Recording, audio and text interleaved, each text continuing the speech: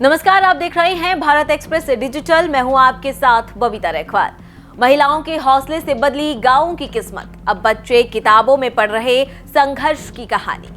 बिहार में वैशाली जिले के बिदुपुर प्रखंड का मधुरापुर गांव, इस गांव के महिलाओं के संघर्ष की कहानी अब यहाँ के स्कूल में पढ़ाई जा रही है। ये छोटे छोटे बच्चे अपनी दादी, चाची, माँ और पड़ोसी महिलाओं की कहानी अपनी किताबों में पढ़ रही हैं। ये कहानी सरकारी स्कूलों में 8वीं तक बिहार के सभी स्कूलों में पढ़ाया जा रहा है। मधुरापुर गांव में गरीबी और बेरोजगारी के बीच संघर्ष की शुरुआत हुई साल 1987 में। 24 जनवरी को शारदा देवी और सुमन देवी नाम की नवविवाहिता महिला ने अपने ससुराल के सारे नियम कायदों को ताक पर रखकर पशुपालन करना शुरू किया। समाज में उन्हें बहुत ताने भी सुनने को मिले, यहाँ तक कि घर के लोग उसके हाथ से बने खाना खाने से भी इनकार कर देते। मगर दोनों महिला ने हौसला नहीं हारा। मवेशियों की सेवा कर दूध का उत्पादन करना शुरू किया, लेकिन दूध का रेट सही से नहीं मिलने के कारण हौसला डगमगाने लगा।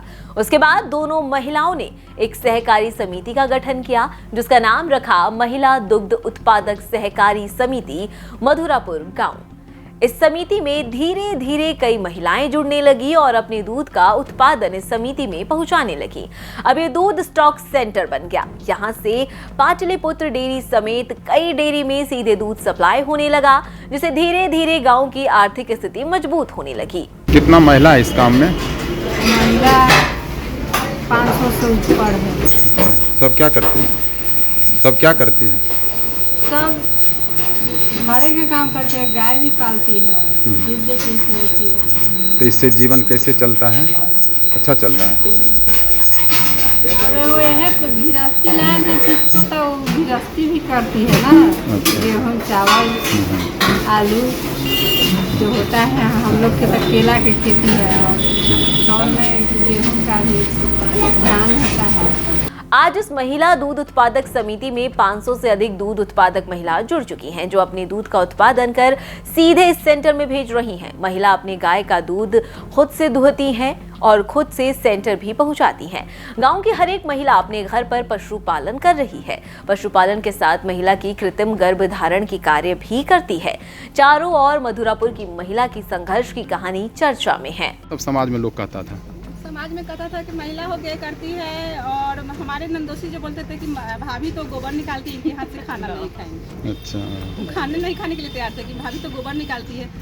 लोग कहते थे कि महिला ये करती है, वो करती है। बहुत विरोध किया, लेकिन हम सोचे कि हमसे कोई फर्क नहीं है। कोई भी कुछ भी बोले उनको तो हम मना नहीं कर सकते हैं, लेकिन सिर्फ हम मजाक कर देते थे। कितने महिला जुड़े हुए इससे? अभी तो 300 किसान से भी ऊपर है, 400 के लगभग है। अच्छा, सभी लोग दूध लाते हैं सेंटर में? अच्छा। आप क्या क्या करते हैं?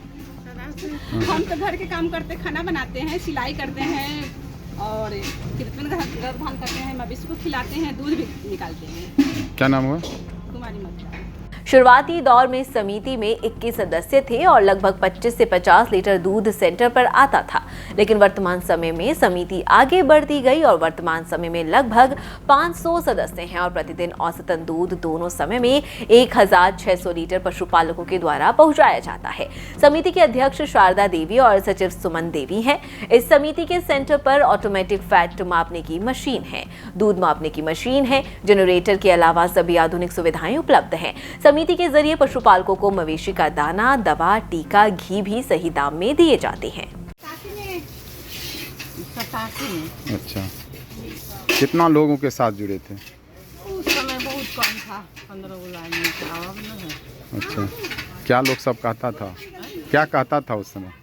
क्या कहेगा, सब सुधर गया धीरे धीरे। तो अपना आगे पहले ज़्यादा महिला आती थी। अभी कितना महिला है इसमें?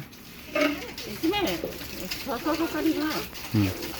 सब इसी गांव का है? नहीं, थोड़ा है, गाँव और है। सब दूध का धंधा करती है। सब। आप क्या है इस संस्था के? हम सचिव हैं। क्या नाम हुआ?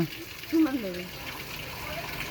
इससे आर्थिक स्थिति मजबूत हुआ है? नहीं जी। महिलाओं की कहानी पूरा बिहार पढ़ता है।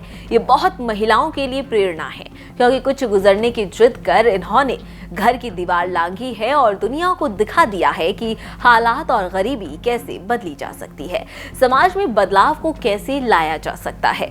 मथुरापुर के महिला की संघर्ष की कहानी इतिहास के पन्नों में दर्ज हो चुका है।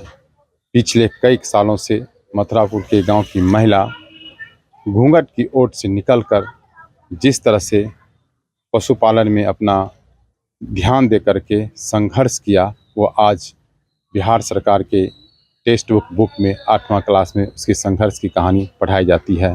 और तकरीबन 500 महिलाएं इस कार्य में जुटी हुई है, जो दूध का कारोबार करती है और अपने बच्चों को भी पालती है, घर का भी देखभाल करती है और वह दूध का धंधा भी करती है, जिससे पूरे मथुरापुर के गांव का भविष्य आज के तारीख में चमकता हुआ दिख रहा है। पंकज चौहान, भारत एक्सप्रेस, हाजीपुर।